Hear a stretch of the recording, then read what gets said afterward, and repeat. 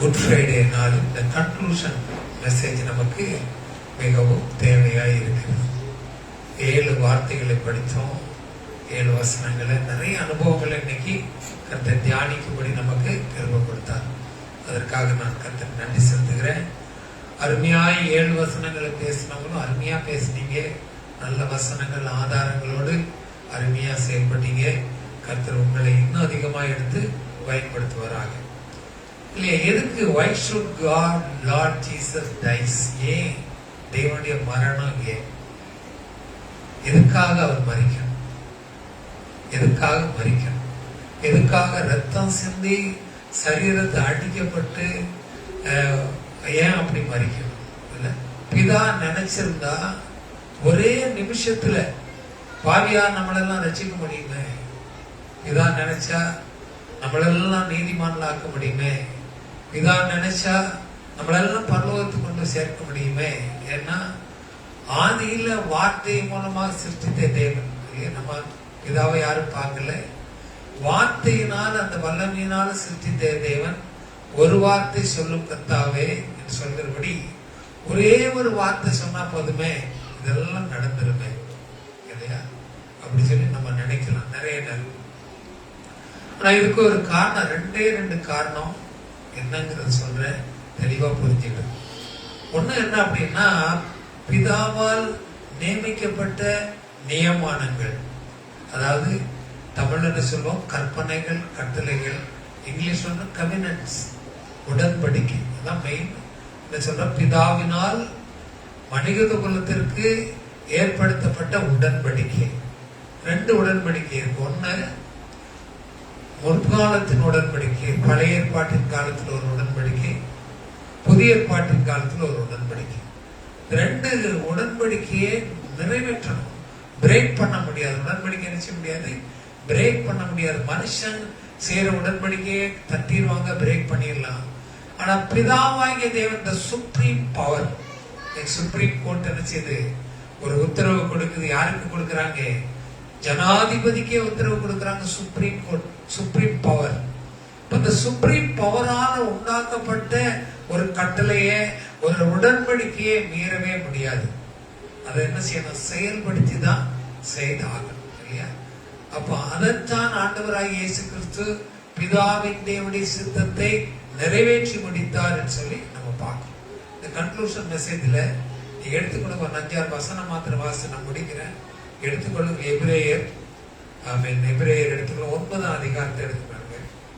எபிரேயர் அதனுடைய 9ஆம் அதிகாரம், அதனுடைய 11வது வசனம், 12வது வசனம் வாசிக்க கேட்போமா? கிறிஸ்துவானவர் நல்லா நிறுத்தி, கிறிஸ்துவானவர் வரப்போகிற நன்மைக்குரிய பிரதான ஆசாரியரால் வெளிப்பட்டு கையினால்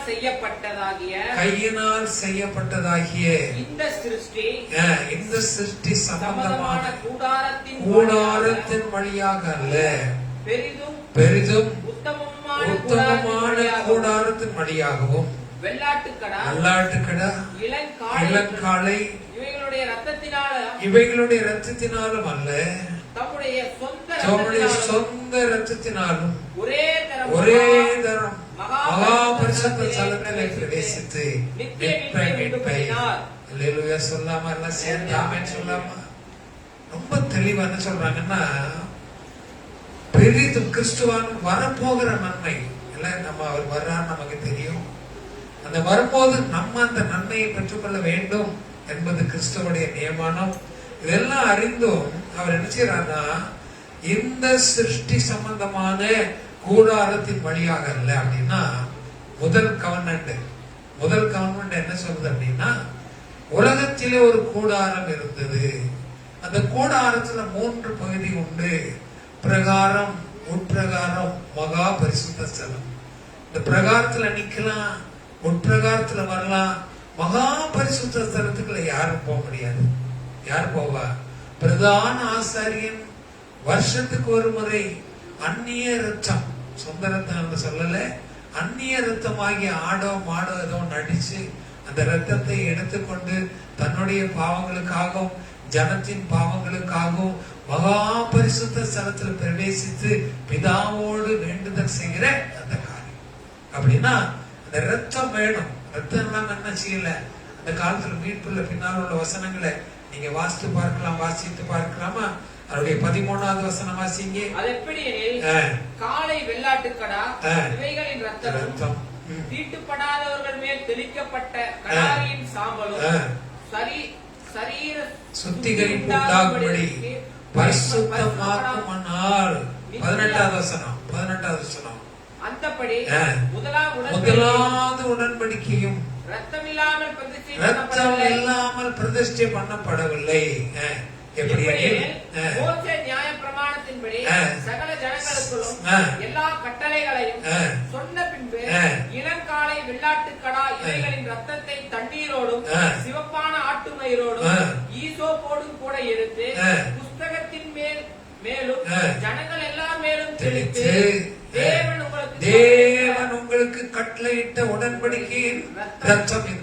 பழைய ஏற்பாட்டுல என்ன இருக்கு? பழைய ஏற்பாட்டுல என்ன இருக்குது? ஆட்டு ரத்தம், மாட்டு ரத்தம், புறாவின் ரத்தம், எந்த ஒரு ரத்தம், அதாவது அந்த மிருகம் அடிக்கப்பட்டு அந்த மிருகம் கொலை செய்யப்பட்டு அந்த மிருகத்தினுடைய ரத்தத்தை எடுத்து தெளிக்கும் போது அந்த பாவம் செய்யப்பட்ட பாவிகளுடைய பாவங்கள் நிவர்த்தியாகும் என்பது பிதா போட்ட சட்டம். யார் போட்ட சட்டம்? பிதா நம்முடைய பிள்ளைகளாகிய நமக்கு பழைய ஏற்பாட்டின் காலத்துல உடன்படிக்கை செய்து கொண்ட அந்த காரியம். பிதா செய்த உடன்படிக்கையை மாற்ற முடியுமா? யாரும் மாற்ற முடியாது. அவர் கூட அதை அழிக்க முடியாது இல்லையா? அது பழைய ஏற்பாட்டின் காலத்துல அது நடந்தது இல்லையா? அது தொடர்ந்து ஒரு வசனம் கூட வாசித்து பாருங்க இல்லையா? 29 வாசிங்க, 21 வாசிங்க. 21 இவ்விதமாக கூடாரத்தின் மேலும் ஆராதனைக்குரிய சகல பணிமுட்டுகளின் மேலும் ரத்தத்தை தெளித்தான். நியாய பிரமாணத்தின்படி கொஞ்சம் குறைய எல்லாம் ரத்தத்தினாலே சுத்திகரிக்கப்படும். ரத்தம் சிந்துதல் இல்லாதபடி மன்னிப்பு உண்டாகாது. பரலோகத்தில் உள்ளவைகளுக்கு சாயலானவைகள் இப்படிப்பட்ட பலிகளினாலே வேண்டியதா இருந்தது. பழைய ஏற்பாட்டு நாள்ல என்ன செய்தாரு? பரலோகத்துக்கு ஒத்த காரியத்துக்கு ஒரு சுத்திகரிப்பு வேணும்னு நினைச்சணும். ஆடு மாடு ரத்தத்தை எடுத்து அதை கொலை செய்து அந்த ரத்தத்தை தெளித்து அதை ஒரு உடன்படிக்கையாய் பிதாவாகிய தேவன் நமக்கு நியமிச்சு கொடுத்தார் பழைய ஏற்பாட்டு காலத்துல. தொடர்ந்து அதனுடைய 2வது வசனத்தை வாசி 23 பிற்பகுதி. பரலோகத்தில் உள்ளவைகளோ இவைகளிலும் விசேஷித்த சுத்திகரிக்கப்பட வேண்டியதாமே. பழைய ஏற்பாட்டில் நீங்க பார்க்கலாம், ஒரு பக்திமான், ஒரு நீதிமான், ஈவன் சாமுவேல் கூட மரித்து எங்க பண்ணாரு? பரலோகத்து பண்ணாரு. எங்க பண்ணாரு? பாதாளத்துக்குள்ள இருந்தாங்க. ரெஸ்டிங் பிளேஸ் பாதாளத்துக்குள்ள இருந்தாங்க. இயேசு கிறிஸ்துவின் மரணத்துக்கு பிறகு அவருக்கு போய் உபதேசம் பண்ணி அந்த பாதாளத்துல சிறைப்பட்டவர்களை விடுதலாக்கி பரலோகத்துக்கு கொண்டு போனார். இப்ப இங்க வசனம் தெளிவா நமக்கு என்ன சொல்றது பாருங்க. பரலோகத்தில் உள்ளவைகளோ இவைகளில் விசேஷித்த பலியினாலே சுத்திகரிக்கப்பட வேண்டியதாமே. அந்தப்படி மெய்யான பரிசுத்த ஸ்தலத்திற்கு அடையாளமான கையினால் செய்யப்படாததா இருக்கிற பரிசுத்த ஸ்தலத்திலே கிறிஸ்துவானவர் பிரவேசியாமல் பரலோகத்தில் தானே இப்பொழுது தமக்காக தேவனுடைய சமூகத்தை பிரதர்ஷியாக்கும்படி பிரசித்தியாய் இருக்கிறார். அந்தபடியே உலகம் உண்டானது முதற்கொண்டு அநேக தரம் பல வேண்டியா இருக்குமாமே. அப்படி அல்ல, அவர் தம்மை தாமே பலியிடுகிறதால் பாவங்களை நிவர்த்தியாகும் பொருட்டு இந்த கடைசி காலத்திலே ஒரே தரம் வெளிப்பட்டார். 27, 28 வாசிங்க.